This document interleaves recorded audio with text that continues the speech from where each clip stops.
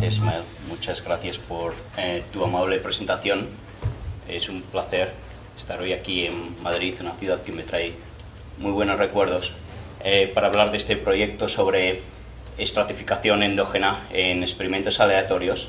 Esto es un proyecto que es conjunto con dos investigadores en educación, Matt Chingos, que está en Brookings Institution en Washington, y Marty West está en la Harvard Graduate School of Education. ¿Okay? Voy a empezar con un poco de motivación. Yo creo que es fácil motivar lo que tratamos de hacer en este proyecto. Los investigadores y los diseñadores de política pública lo que tratan de hacer muchas veces es evaluar el efecto de una cierta intervención de política pública en una variable de interés para una población, ¿no? Estando aquí en el Ministerio de Educación, un ejemplo podría ser una política pública que reduce el número de alumnos por aula, y queremos saber el efecto de esta política pública en el rendimiento académico de los estudiantes de primaria. ¿Okay? Y en muchos casos los investigadores quieren saber cuál es el efecto medio de este tipo de intervenciones, y hay muchos estimadores que tratan de hacer eso. En otros casos, sin embargo, muchos investigadores y muchos diseñadores de política pública lo que quieren saber es cuál es el efecto del programa para aquellos individuos, para aquellos estudiantes que estarían en una peor situación sin el programa. Y esto va a motivar un tipo de estimador que se ha usado mucho últimamente, que funciona de la siguiente manera. Lo que hace este estimador es estratificar las muestras aleatorias en grupos que están basados en un índice de características de los individuos, y este índice predice cómo los individuos, o cuál sería el valor de la variable dependiente de estos individuos en ausencia del tratamiento, ¿no? Y en la práctica, como decimos aquí, este índice va a ser estimado con una regresión en donde cogemos la variable de respuesta de interés y la regresamos en una serie de características individuales para los individuos que están en el grupo de control. ¿Okay? Y después vamos a usar esa regresión o los coeficientes de esa regresión para predecir el valor que la variable de interés tomaría para cada individuo en nuestra muestra en ausencia del tratamiento, y vamos a estratificar a los individuos usando ese índice. ¿Okay?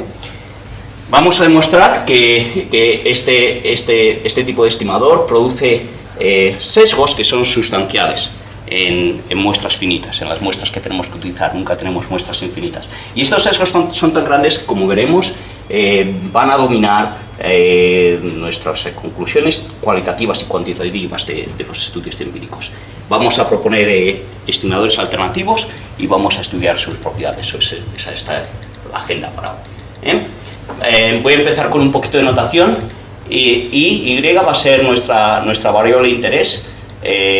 W va a ser la política pública que queremos evaluar. En la jerga estadística es lo que llamamos un tratamiento. Vamos a hablar de individuos tratados, individuos no tratados. Y X va a ser un vector de características de los individuos. Y vamos a observar una muestra de N1 individuos tratados y N0 individuos no tratados. Y vamos a asumir que no es necesario para mucho lo que vamos a decir, pero para simplificar vamos a asumir que tenemos un experimento aleatorio, que estamos haciendo experimentación para saber cuál es el efecto del tratamiento. ¿De acuerdo? Y en un experimento aleatorio, el estimador más usual del efecto experimental es lo que aquí vamos a llamar gamma sombrero, que es la media de la variable de respuesta para los individuos tratados menos la media de la variable de respuesta para los individuos no tratados. Y estas medias muestrales son consistentes o la diferencia de estas medias muestrales son consistentes para la diferencia de las medias en la población. ¿Okay? Aquí está es el operador de esperanza, es la media poblacional. Y porque estamos en un experimento aleatorio, esta diferencia es lo mismo que el efecto del tratamiento en media sobre la población. Esto I1 es la respuesta potencial con tratamiento para cada individuo, y 0 es la respuesta potencial sin tratamiento. Y esta es la media de los efectos causales para todos los individuos en la población. ¿Okay? Esto es lo que muchas veces estimamos cuando tenemos datos experimentales. Sin embargo, como hemos dicho antes, si el interés es no el efecto en media, sino el efecto para aquellos individuos que estarían en una peor situación sin el tratamiento, entonces podemos querer considerar parámetros distintos, parámetros como estos, que es el efecto medio del tratamiento, pero no sobre toda la población, sino sobre aquellos individuos que en ausencia del tratamiento tendrían una respuesta o tendrían quizás unas notas en sus cursos de educación menor que cierto valor C. ¿Okay? Esto es lo que podemos querer estimar. El problema con este parámetro es que depende de la distribución conjunta de las respuestas potenciales I1 y I0. ¿Okay? Y esta distribución conjunta no está identificada ni siquiera en un experimento, porque ni siquiera en un experimento observamos I1 e I0 para cada individuo. Observamos I1 para los individuos tratados y I0 para los individuos no tratados. Esto quiere decir que ni siquiera en un experimento podemos saber cuál es la distribución conjunta de estas dos variables, así que este tipo de parámetros no está identificado en principio. ¿De acuerdo? Y esto ha hecho que los investigadores se centren en un parámetro que es parecido, que está muy relacionado, pero que está identificado con datos experimentales. Es lo que vamos a hacer ahora. Vamos a definir este parámetro. Primero voy a definir beta. Beta va a ser los coeficientes de regresión en la regresión de la variable de respuesta de interés y sobre las X para los individuos que son no tratados. Estos son los coeficientes en la población. Y X' beta va a ser la mejor aproximación lineal a esta regresión, a la regresión de Y sobre X para los individuos no tratados. Esta es, usando datos poblacionales, sería nuestra predicción de cómo cada individuo cuál va a ser la variable de respuesta de cada individuo en ausencia del tratamiento. Y el parámetro que vamos a considerar, el parámetro de interés que vamos a considerar es este parámetro tau, que es la media del efecto del tratamiento para aquellos individuos con valor predicho de su variable de respuesta menor que C. ¿Okay? Esto está basado no en I0, está basado en X' beta. Y esto son, beta es algo que está identificado en el experimento. Porque esto es un experimento, sabemos que este parámetro es el mismo parámetro que la diferencia en medias entre tratados y no tratados de la variable de respuesta condicionado en X' beta menor que C. ¿Ok?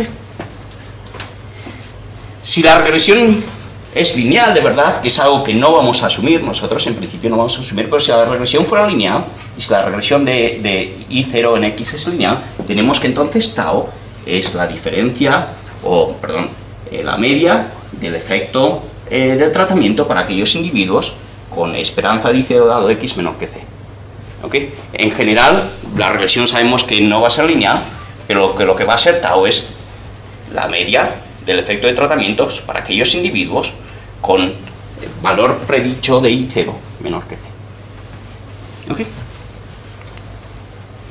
Este tipo de parámetros es muy popular, es muy común en estudios médicos, donde existen modelos de predicción que están externamente validados, y esos modelos de predicción se utilizan para estratificar los individuos en muestras experimentales. Por ejemplo, hay algo que se llama el Framingham Risk Score of Coronary Heart Disease, y esto es un modelo que usa datos sobre presión sanguínea o presión arterial, colesterol, si el individuo fuma o no fuma, y da lo que te estima es una probabilidad de tener un ataque cardíaco en los próximos 10 años.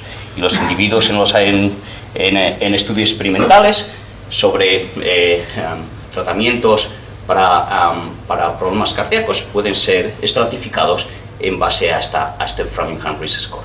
¿Okay? El problema es que en las ciencias sociales no tenemos este tipo de modelos externamente validados, y muchas veces no tenemos acceso a datos externos que podamos usar para estimar estos modelos.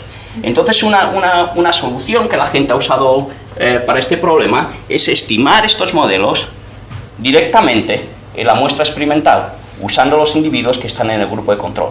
Con los individuos del grupo de control los observamos sin tratamiento y sabemos que son un grupo representativo de todos los individuos, así que es un grupo que podemos utilizar para estimar cuál valores de la variable de respuestas condicionado a las X en ausencia del tratamiento. ¿De acuerdo?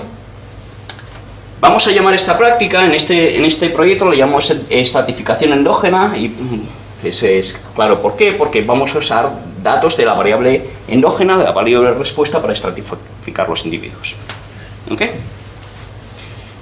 Lo primero que voy a hacer es, con un poco de más detalle, describir exactamente cuál es el estimador de estratificación endógena. Lo vamos a llamar el estimador de estratificación endógena de muestra completa, porque después, más tarde, vamos a proponer un par de variaciones de este estimador que van a corregir el sesgo y no utilizaremos toda la muestra en estas variaciones.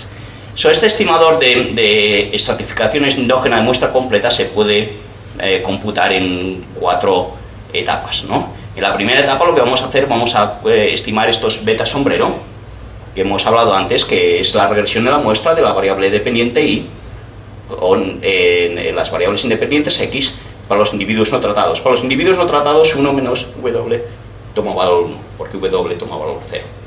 ¿De acuerdo? Después vamos a usar estos coeficientes, beta sombrero, y para cada individuo en la muestra vamos a calcular x' beta sombrero.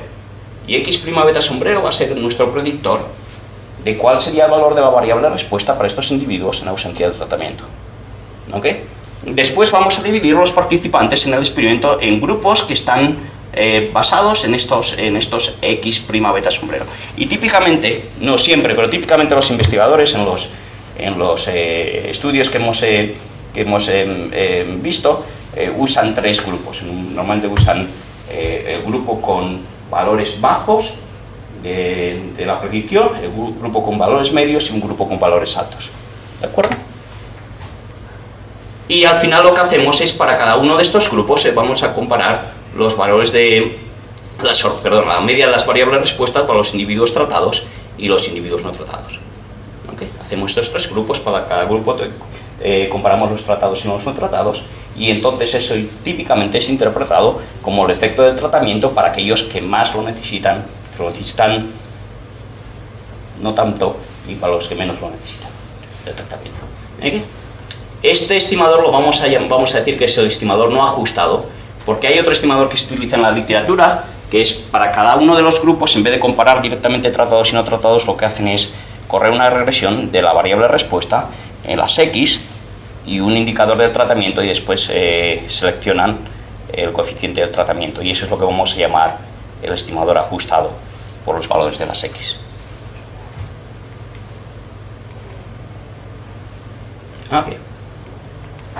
So, vamos a ver un ejemplo de este tipo de estudios. Esto es un artículo en el Chronicle of Higher Education que habla de un estudio de investigación que usa este tipo de técnicas.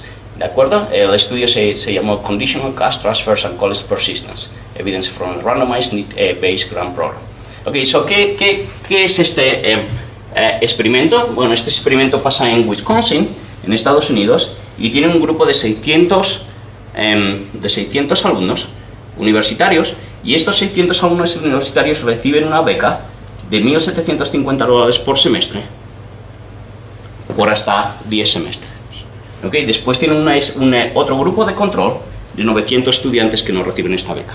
Y lo que van a hacer es comparar la persistencia, la permanencia en la universidad 3 años después de que empieza el programa, entre los estudiantes que recibieron la beca y los estudiantes que no recibieron la beca. Como podéis ver, este tipo de estudios puede ser un poco caro, ¿no? Porque si multiplicáis 600 alumnos por $1.750 por semestre por 10 semestres, te sale la cuenta más de 10 millones de dólares en posibles transferencias a estos estudiantes. O sea, escribir este artículo requiere algunos fondos, al menos, ¿no? Después lo primero que van a hacer estos autores es computar este estimador en gamma sombrero, directamente de las diferencias en la permanencia en la universidad entre los estudiantes tratados, los 600 estudiantes tratados y los 900 no tratados. Y lo que dice es que la conclusión del estudio es que la beca no tuvo en media ningún efecto significativo en la permanencia de estos estudiantes en la universidad. Pero más tarde los investigadores decidieron romper la muestra en grupos, o dividir la muestra en grupos que están basados en la probabilidad calculada ex ante, de la manera de que lo hemos discutido antes, la probabilidad de permanecer en la universidad para estos estudiantes en el experimento. ¿Okay? Y entonces es cuando empezaron a encontrar efectos significativos, ¿no? Por ejemplo, cuando miran a los estudiantes que están en el grupo bajo, el grupo con poca probabilidad de permanencia en la universidad, ellos ven que para ese grupo entre los que recibieron la beca, 72% de los que recibieron la beca permanecen en la universidad 3 años después de empezar el programa. Y solo 55% de los estudiantes que no recibieron la beca permanecen en la universidad. Entonces esto se calcula como un efecto porcentual de, 17 puntos porcentuales incremento en la probabilidad de permanecer en la universidad. Como vosotros sabéis, no hay muchas políticas públicas que puedan tener el efecto de incrementar la permanencia en la universidad en 17 puntos porcentuales. Es un efecto muy grande. Es uno de los efectos más grandes que podemos esperar en este tipo de estudios. Bueno, pero es un efecto positivo para los individuos que están en la cola baja de la distribución de nuestro predictor de permanencia en la universidad. ¿Qué pasó con aquellos que estaban en la cola alta? El tercio que estaba en la cola alta. Bueno, estos tuvieron una experiencia muy diferente. 79% de ellos, 79% de los que reciben la beca permanecen en la universidad 3 años después de empezar el programa, y 94% de los que no reciben la beca permanecen en la universidad después de empezar el programa. Bueno, esto es muy difícil de comprender, ¿no? Estás diciendo que para estos individuos, los que están en la cola alta de la distribución, el tercio alto de la distribución, darles una beca para ir a la universidad, lo que hace es reducir la probabilidad de que persistan en la universidad en 15 puntos porcentuales, ¿no? Que para un tercio de la población les das $1.750 más si están en la universidad y reaccionan no yendo a la universidad. Es un poco difícil de comprender cómo podemos tener este efecto. ¿Okay? Y el artículo sigue tratando de racionalizar porque esto puede ser así, y discutiendo implicaciones de política pública de este efecto negativo para la gente que tiene una gran probabilidad de permanecer en la universidad sin la beca. ¿Okay? Nosotros lo que vamos a argumentar en este proyecto es que estos efectos que estaban estimando son espurios y están dados por el sesgo de los estimadores de estratificación endógena. Okay, son muestras grandes, una muestra grande. Vamos a ver que incluso en muestras mucho más grandes de 3.000, casi 4.000 individuos, vamos a tener sesgos muy grandes de este tipo. Okay. Y lo primero que voy a hacer ahora, después de este ejemplo, es describir la naturaleza del sesgo, de dónde viene el sesgo y en qué dirección va el sesgo. Okay.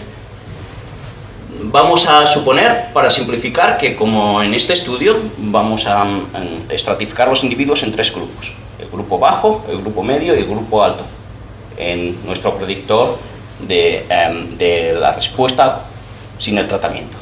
Y voy a definir esta E, que es el residuo de la regresión de INX. ¿Okay? En principio esta E la tienes para tratados y no tratados, porque los tratados y no tratados vienen aleatoriamente de la misma población, pero sin embargo esta regresión la vamos a estimar, o estos estudios la estiman solo usando los individuos no tratados, porque queremos saber cuál es la media de I0 dado X, no la media de I1 dado X. ¿De acuerdo? Bueno, supongamos que tenemos una muestra finita, porque siempre nuestras muestras son finitas, pueden ser grandes pero son finitas, y consideremos aquellas observaciones que son no tratadas, pero que tienen un error negativo y grande, que tienen su observación está muy por debajo de la línea de regresión en la población, ¿no? Un error negativo y grande. ¿Qué va a pasar en una muestra finita? Bueno, sabemos que en una muestra finita vamos a tener exceso de ajuste, ¿no? Porque nuestros grados de libertad no son infinitos, vamos a tener exceso de ajuste. Eso quiere decir que para estas observaciones que tenemos, exceso de ajuste quiere decir que la regresión en la muestra está más cercana tiende a estar más cercana a las observaciones que la regresión en la población. Y para estas observaciones, que tienen un error grande y negativo, esto quiere decir que X' beta sombrero va a tender a ser más pequeño que X' beta, porque la regresión va a intentar ir cerca de la observación. Así que estas observaciones no tratadas, con un valor de E negativo y grande, las vamos a empujar ¿hacia dónde? Hacia el intervalo de predicción de individuos con predicciones bajas, porque estas van a ser observaciones que tengan X' beta bajo. Y esto va a crear un sesgo negativo en el grupo de control en este intervalo bajo, va a crear un sesgo negativo. Y como lo que hacemos es tomar la media de los tratados, los no tratados, tenemos un sesgo negativo en el grupo de control, eso va a crear un sesgo positivo en nuestro estimador del efecto del tratamiento en este grupo que está en la cola baja de la distribución de nuestras predicciones. Si miráis a la cola alta, va a ser exactamente lo contrario. Ahí el sesgo va a ser negativo. Vamos a tener un sesgo positivo en la cola baja, un sesgo negativo en la cola alta. ¿Okay? El sesgo va a ir en la dirección de, nos va a hacer pensar que tenemos un buen efecto en aquellos que más lo necesitan y que el efecto en los que menos lo necesitan no es tan bueno. ¿De acuerdo? Es lo que decimos aquí. Como este sesgo se crea por exceso de ajuste en muestras finitas, ¿cuándo el sesgo esperamos que va a ser muy grande? Bueno, cuando tenemos pocas observaciones, cuando el número de variables es muy grande y tenemos pocos grados de libertad, o cuando la varianza residual de la regresión es muy grande. En esos casos tendremos bastante exceso de ajuste y esperaremos un sesgo bastante grande, ¿no? Un problema con este tipo de sesgo es que uno tiende a creer que no va a ser un problema, ¿ok? Porque pensamos en muestras grandes, beta sombrero va a ser igual a beta, ¿no? Y entonces ya no estaremos estratificando en las variables de respuesta, estaremos estratificando en un parámetro beta y no deberíamos de tener sesgo, ¿ok? Y quizás por eso este tipo de análisis se ha usado en muchos de los artículos que vosotros conoceréis por gente muy inteligente, ¿ok? Pero lo que vamos a demostrar usando datos reales es que en casos comunes, en aplicaciones comunes, este tipo de sesgo va a ser tan grande que va a dominar totalmente las estimaciones que podéis hacer. ¿Ok? Lo vamos a ver Ok. No solo queremos ser negativos, queremos poner algo positivo sobre la mesa, así que vamos a hablar de un par de maneras de resolver este problema. Uno de los estimadores que vamos a usar es el estimador de dejar uno fuera. Me voy a referir a él como leave one out. ¿Okay? El problema que tenemos del sesgo es que cada individuo en el grupo de control usamos en la regresión, estamos usando su propia I para predecir su propia I griega. Claro, es un problema. Entonces lo que vamos a hacer en este leave one out, el estimador de leave one out, es para cada individuo en el grupo de control no vamos a utilizar beta sombrero, sino que vamos a utilizar beta sombrero menos I. Eso quiere decir, para cada individuo vamos a correr una regresión diferente. Y para cada individuo en esa regresión no vamos a usar las observaciones de ese individuo en particular, vamos a usar el resto de la muestra. ¿Ok? Entonces, después el estimador que vamos a construir va a ser exactamente el mismo que antes, pero para los individuos que están en la muestra de control, en vez de utilizar beta sombrero, para cada individuo estamos beta sombrero menos I, para intentar evitar el exceso de ajuste, evitar que en mi propio valor de la variable de respuesta determine cuál es el valor de regresión. ¿Ok? Como veremos después, esto parece una buena idea y no es una mala idea en realidad, pero tiene sus propios problemas. Y por eso vamos a proponer otro estimador alternativo que veremos que funciona un poquito mejor. Y este es el estimador de muestra particionada repetida, supongo, ¿no? Repeated split sample. Y esto es lo que hacemos lo siguiente. Vamos a coger nuestra muestra de individuos en el grupo de control y la vamos a partir en dos. ¿Ok? La primera mitad la vamos a utilizar para estimar los betas. Y una vez que la vamos a utilizar para estimar los betas, la vamos a eliminar. Y una vez eliminada esta mitad, vamos a utilizar la segunda mitad y los individuos tratados para estimar tau, para estimar el efecto del tratamiento en cada uno de estos intervalos. Esto parece una buena idea en términos de sesgo, porque no estamos utilizando las observaciones de la variable I dentro de tu propia muestra en dos etapas, primero para las betas y después para las taus. Parece una buena idea en términos de sesgo, pero es una mala idea en términos de varianza, porque nos cargamos la mitad de la muestra de los no tratados. Entonces, para remediar esto, lo que vamos a hacer es, vamos a hacer este estimador, pero muchas veces. Aleatoriamente, cada vez vamos a dividir la muestra de no tratados en dos. Vamos a utilizar la mitad de la muestra para estimar las betas y la otra mitad para estimar los taus. ¿Okay? Pero vamos a hacer esto muchas veces, vamos a tener una lista de taus sombreros muy grandes y al final vamos a tomar la media de todos ellos. ¿Okay? Y el objetivo de esto es reducir la varianza de nuestro estimador. Veremos, si hay tiempo después, veremos que en realidad esto lo tienes que hacer porque si no haces esta media e intentas hacerlo solo con una partición, el estimador que obtienes en muchos casos va a ser peor porque va a tener una gran varianza que el estimador de estratificación endógena de muestra completa. ¿Okay? Hay otro estimador que vamos a considerar por motivos teóricos más que nada. Vamos a considerar en nuestras derivaciones y en nuestras simulaciones, que es el estimador que utilizaría en vez de beta sombrero, utilizaríamos beta. Supongamos que sabemos exactamente cuál es el valor de beta, que no lo tenemos que estimar.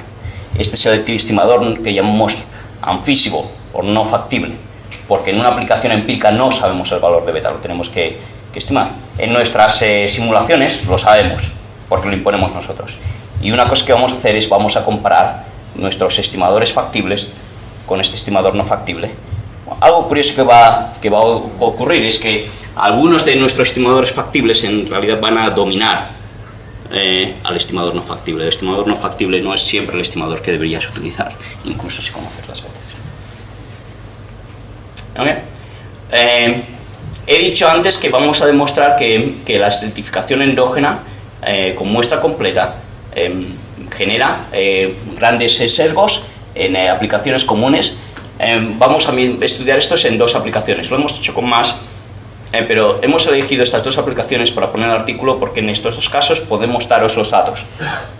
Si no creéis lo que hemos hecho, os podemos dar los datos y lo podéis hacer vosotros. En las otras aplicaciones los datos no eran públicos, así que hemos decidido dejarlas fuera del artículo. Bueno, ¿qué son estas dos aplicaciones? Son aplicaciones muy conocidas en Estados Unidos. Esto es el National JTPA Study, que fue un experimento de gran tamaño del mercado laboral. Es formación vocacional para trabajadores con algún tipo de barrera en el empleo.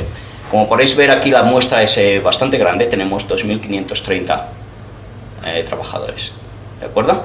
Y la variable de interés es ingresos laborales en 30 meses después de la randomización, y tenemos una serie de características de los individuos. ¿Okay? Este otro experimento me imagino que lo conoceréis, el Tennessee Project START Experiment. Fue un experimento de reducción del número de estudiantes en cada aula en Tennessee, y en este estudio vamos a utilizar los 3.764 estudiantes de kindergarten, de guardería. ¿Okay? La mitad de ellos más o menos tienen el tratamiento, están en clases pequeñas, y la otra mitad están en clases de tamaño regular. La variable de respuesta va a ser pues nada, la nota en un examen de matemáticas. No sé exactamente qué es un examen de matemáticas para alumnos de guardería, pero es lo que utilizan, ¿no? Bien. Y vamos a tener unos indicadores de raza, sexo, características socioeconómicas y en qué escuela estaban los estudiantes, ¿de acuerdo? Estos son los datos. Ok, pues aquí están los estudios primero del National JTPA Study. En la primera fila lo que tenemos son los estimadores del parámetro gamma, que es el efecto medio. ¿Okay? Esto es simplemente la media de la variable de respuestas para los tratados menos la media de la variable de respuesta para los no tratados.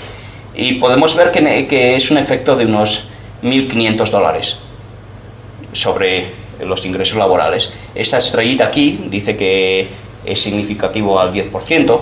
Esto es el estimador no ajustado, simplemente la diferencia de medias entre tratados y no tratados. Si usamos el estimador ajustado por regresión, el efecto baja un poco y se convierte marginalmente no significativo al 10%, pero más o menos un efecto muy similar.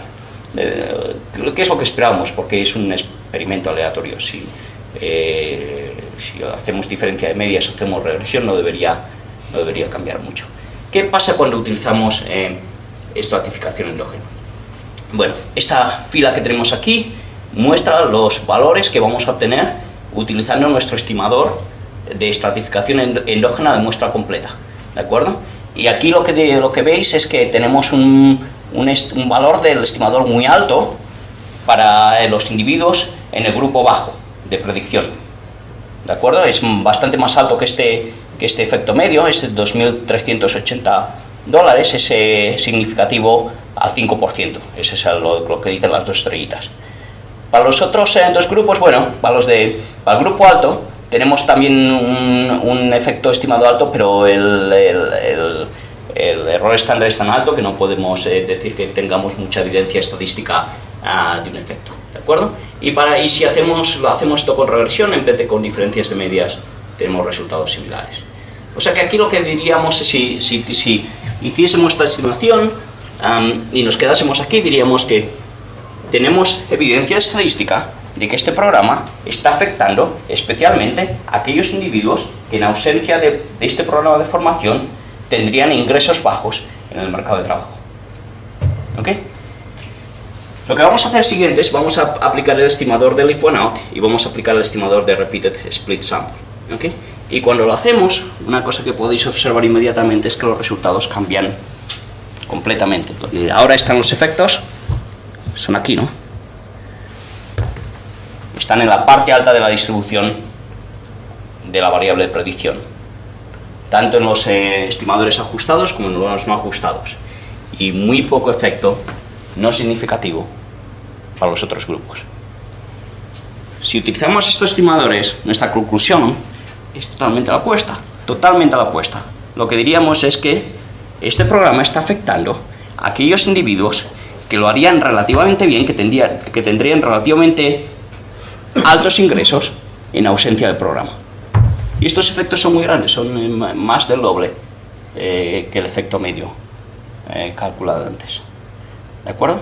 Como podéis ver, esto tiene sentido si pensáis en cuál es el sesgo del estimador de estratificación endógena de muestra completa. Este estimador está cogiendo el efecto de aquí en la parte baja y lo está subiendo, y el efecto en la parte alta lo está bajando, y es lo que vemos que pasa aquí. ¿De acuerdo? En el caso del JTPA podemos hacer otro estimador alternativo, porque en estos datos, una de las variables que tenemos en estos datos son los ingresos que estos individuos tuvieron el año antes de empezar el programa. Y podemos pensar, mira, podemos utilizar el ranking de los individuos en los ingresos previos como una aproximación del ranking que estos individuos hubieran tenido sin el programa después del tratamiento. ¿Ok? Entonces los vamos a estratificar de esta manera. Y cuando los estratificamos de esta manera, lo que vemos es que tenemos exactamente los mismos resultados que con el If One Out o con el Repeated Split Sample. ¿Ok? La conclusión es que aquellos individuos son los que estamos afectando, son los que están en la cola alta de la distribución, no en la cola baja de la distribución, lo que nos decía el estimador de estratificación endógena de muestra completa. ¿De acuerdo? Vamos a ir ahora a algo que quizás interese más a gente de educación, que es el STAR Experiment. Es un estudio de reducción del tamaño de aula, del número de estudiantes, un estudio muy famoso en estudios de educación. Lo primero que vamos a hacer, como antes, es estimar el efecto medio. La variable aquí está medida en desviaciones típicas. Entonces tenemos un efecto medio de 0.16, 0.17, aquí de 0.18. ¿Ok? Y es significativo al 5%. Cuando calculamos nuestro estimador o el estimador de estratificación endógena de muestra completa, obtenemos resultados muy diferentes. Una cosa que tenemos un gran resultado, un gran efecto positivo en la parte baja de la distribución de la variable de predicción, un gran efecto positivo en la parte media de la distribución y un efecto negativo en la parte alta de la distribución. Otra vez esto es muy sorprendente, ¿no? Es muy sorprendente pensar que para un tercio de los estudiantes, cambiarles de una aula grande a otra aula con menos estudiantes, lo que va a hacer va a perjudicar su rendimiento académico. Y sin embargo, esto es lo que te dice el estimador de muestra completa, ¿no? Que tienes que el efecto es positivo en la parte baja, grande, y en la parte media y negativo en la parte alta. Si utilizamos los estimadores de Leaf One Out o Repeated Split Sample, este efecto medio, este efecto significativo en la parte alta se va. Los estimadores se hacen mucho más pequeños y se hacen más pequeños que los errores estándar. Y donde tenemos el efecto positivo es en la parte media y en la parte alta de la distribución. ¿De acuerdo? Este es otro ejemplo en que usar un tipo de estimador o el otro te cambia totalmente las conclusiones de tu estudio. ¿Okay? Por ahora, para ser justos, lo único que os he enseñado es eso. Es que dependiendo de que usas uno o que uses el otro, los resultados te van a cambiar. Todavía no he demostrado, aunque es bastante claro, especialmente por la tabla previa, que estos son los resultados que no están sesgados. ¿Okay? Y para demostrar esto, lo que voy a hacer es voy a utilizar unas simulaciones. ¿Okay? Las simulaciones van a estar basadas en datos reales. Lo que vamos a hacer es vamos a calibrar un modelo utilizando los datos del JTPA, y vamos a calibrar un modelo utilizando los datos del Tennessee Star Experiment, y después vamos a utilizar el mismo número de observaciones que tenemos en el JTPA y en el Star Experiment. Vamos a generar en cada una de nuestras simulaciones el mismo número de observaciones con cada uno de los modelos. Y después vamos a dividir la muestra entre tratados y no tratados, pero lo vamos a dividir aleatoriamente. Sobre el efecto del tratamiento en nuestras simulaciones es 0, porque si eres tratado o no tratado es algo que no depende de los valores de la variable respuesta. ¿De acuerdo? Así que cuando aplicamos a estas simulaciones nuestros estimadores, si nuestros estimadores son insesgados, de la distribución de estos estimadores debería estar centrada en 0. Si los estimadores son sesgados, no estarán centrados en 0. Más tarde, si tenemos tiempo, hablaré de otro modelo que es puramente generado por ordenador. Es un modelo lineal normal. Pero no sé si tendré tiempo para esto. Okay. Aquí lo que tenemos en esta transparencia son la distribución de los estimadores de muestra completa, Leaf One Out, Repeated Split Sample y el no factible, el unfeasible, para la simulación basada en los datos del JTPA. Como veis, todos los estimadores son insesgados, excepto por el estimador de muestra completa. El estimador de muestra completa para el grupo que está en la parte baja de la distribución de la variable de predicción está sesgado positivamente, y para el grupo que está en la parte alta de la distribución de la variable de predicción está sesgado negativamente. Y como veis, estos sesgos son sustanciales, porque este punto de aquí son $5.000 y este punto de aquí es menos $5.000. Si recordáis, el efecto del tratamiento era como $1.500 en la media. Estos son sesgos sustanciales. ¿Okay? Si sabemos que son sesgos, porque sabemos que nuestra simulación, todos estos estimadores tendrían que estar centrados en ser 0 si son sesgados. Otra cosa que es un poco sorprendente no es obvio desde el principio, pero si os fijáis, el pico de esta distribución es un poco más grande que el pico de esta. Esto quiere decir que la varianza de los estimadores del Repeated Split Sample es más pequeña que la varianza de los estimadores no factibles. Esto es una cosa que vamos a observar en muchas de nuestras simulaciones. ¿Okay?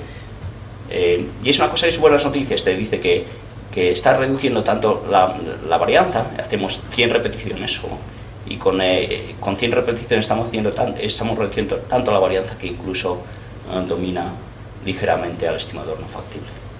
¿Okay? Aquí tengo números de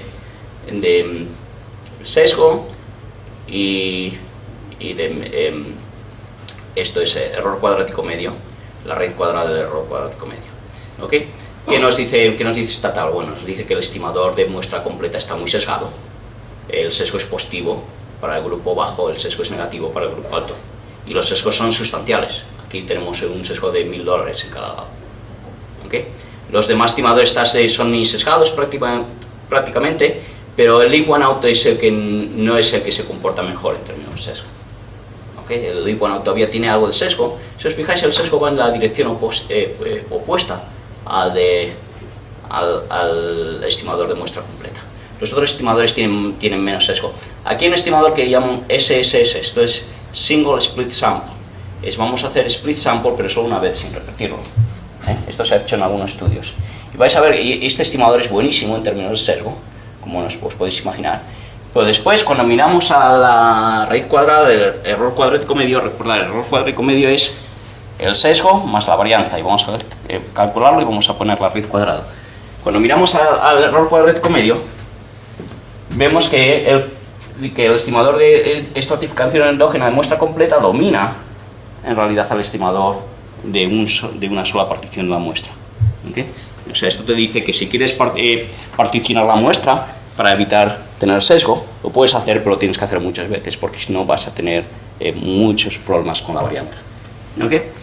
Bueno, lo que vemos aquí es que en términos de error cuadrático medio, todos los estimadores son buenos, excepto el estimador de muestra completa y el estimador que solo hace una sola partición, de la muestra. ¿De acuerdo? Aquí vamos a la simulación que está basada en el STAR Experiment y tenemos, no voy sobre esto en mucho detalle, tenemos resultados muy similares. Todos los estimadores son insesgados, excepto el estimador de muestra completa, que está sesgado, pero sustancialmente. Si recordáis, el efecto aquí era como punto 16, tenemos aquí sesgos de punto 0,4 menos punto 0,5. Todos los demás estimadores están prácticamente insesgados, pero el estimador del lead one out no es el que se está comportando mejor. Repeated split sample se comporta bastante mejor. ¿Okay? Es la misma historia que antes. Ok. ¿Cómo ando de tiempo? Creo que tengo... Sí, un par de minutos o tres. Un par de minutos o tres. Vale, entonces no voy a hablar de este modelo de normal de regresión. Esta es otra simulación. Porque quiero utilizar estos 2 minutos para explicar por qué el estimador de leave one out todavía tiene un sesgo. Parece que no debería tener sesgo, pero todavía tiene un sesgo. ¿Ok? ¿Por qué es esto? Bueno, imaginaros que no tenemos muchas X. Por ejemplo, es el caso del experimento STAR, pero si quitamos todos los indicadores de escuela, solo tendríamos 3 variables en las X: el sexo, la raza y un indicador de clase socioeconómica. Con 3 indicadores binarios te dan 8 grupos, no tienes más, ¿no? Entonces, eso quiere decir que X' beta sombrero va a tener solo 8 valores. ¿Ok? Y entonces vamos a dividir la distribución de X' beta sombrero en el tercio más bajo, el medio y el más alto. Y esto lo que va a hacer es que vamos a tener muchas observaciones, vamos a tener 8 puntos donde tenemos observaciones, y vamos a tener muchas observaciones que van a caer justo en el límite, por ejemplo, del intervalo bajo, porque es así como la estamos dividiendo en cuantiles, ¿no? Tenemos muchas observaciones tal que X' beta sombrero es igual a C1, que es el límite superior del intervalo bajo. Entonces, ¿qué pasa con estas observaciones? Bueno, si no haces nada, lo vas a hacer bien en este caso, porque en este caso no va a haber exceso de ajuste. La dimensión de X es muy pequeña, tenemos solo 8 grupos y los individuos de cada grupo están muy bien clasificados en el grupo bajo, medio y alto. ¿Okay? Así que en este caso hacer la estratificación endógena de muestra completa no va a generar sesgos grandes, porque la dimensión de las X, el número de X que tienes, es muy pequeño. Pero ¿qué pasa si haces leave one out? Bueno, vamos a ver qué pasa con la gente que está aquí, que está con X' beta sombrero igual a C1. Bueno, una cosa que es fácil de demostrar es que para esta gente, si la Y es menor que C1, entonces X' beta sombrero menos Y va a ser mayor que C1. No es muy sorprendente, porque estás descartando una variable dependiente con valor bajo, y entonces la predicción se te va a hacer más alta, lo que tenías antes. Entonces este tipo de personas van a tender a ser clasificados ya no en el grupo abajo, sino en el grupo medio. Y aquí al revés, si tienes una observación con Y mayor que C1, cuando la descartas, X' beta sombrero menos Y va a ser menor que C1. ¿Ok? Y entonces lo que está haciendo el Leaf Analytics es reclasificar todas sus observaciones, pero solo en base a la variable dependiente. Y como os podéis imaginar, esto va a crear crearía importantes sesgos. Y el sesgo que veíamos antes, aquí, que tiene un sesgo más grande que los otros estimadores, podéis pensar esto como una débil señal de este tipo de sesgo que estoy describiendo. Aquí es débil porque el número de X es muy grande, así que no tenemos 8 valores, no están todos los individuos concentrados en 8 valores de X prima beta superior. ¿De acuerdo? Bueno, voy a acabar con esto. Las conclusiones es que el exceso de ajuste en muestras pequeñas en este tipo de estimadores crea unos sesgos importantes. La mayoría de los estimadores que usamos en econometría, en estadística, la mayoría son sesgados. La noticia aquí no es que los estimadores sean sesgados, muchos estimadores son sesgados. La noticia es que el sesgo es tan importante que en muchos casos domina por completo nuestra estimación. ¿Okay? Podemos ver que el estimador del Leap One Out y el de Repeated Split Sample van a reducir el sesgo, y el Repeated Split Sample se comporta particularmente bien. Ahora bien, ¿cómo podéis hacer esto en casa? Hemos desarrollado un código para Stata que está en la website, esto que se llama Statistical Software Components. Podéis ir y descargarlo para aplicar este tipo de estimadores. ¿De acuerdo? Muchas gracias.